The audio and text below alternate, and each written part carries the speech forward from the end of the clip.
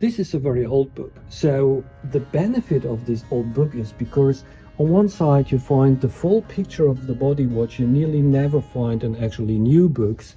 And furthermore, you find, like seen here, a lot of variation in a simple anatomy book, things which go back to embryology and explain a lot of embryology things, but you also don't find this because we don't see it today that often.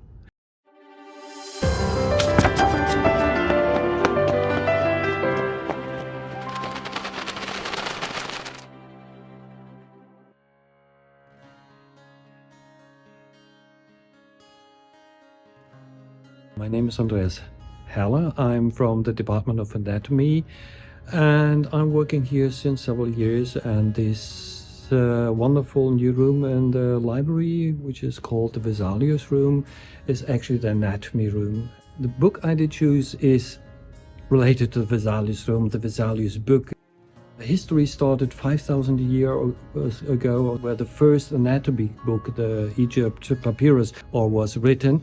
And a book is good because they share their knowledge by this written papyrus, but it wasn't a printed book.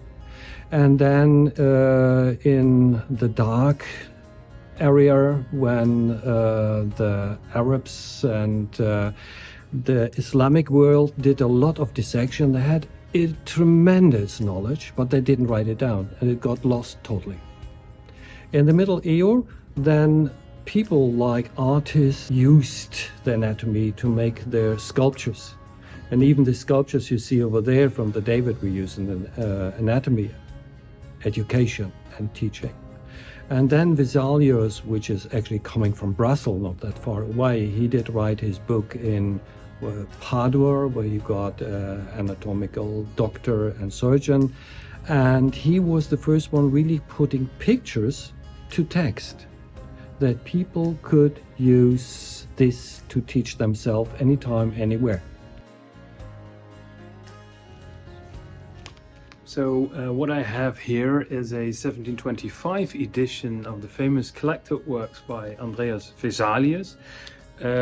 It's part of a two-volume work. The other volume you see here in the showcase, and it's one of the anatomical atlases that we have in our special collections, in Maastricht University special collections. And it's fully illustrated by the illustrator Jan Wandelaar, and it's a so-called Boerhaave edition. 300 years later, the Bible of doctors came up. And this is now the Grace anatomy book. And there you see, we go in detail. It's a very developed edition. They added all the other related things like radiology and then a kind of 3D. And Vesalius gave the name to a system, Vesalius 3D, which we, or you from the library, present to students, get offers to have a look to a system where you can sit and look to the body based on a DICOM set and can navigate by themselves to things whatever they want to see, and they will get different parts of the body to scan in, to look at and to study.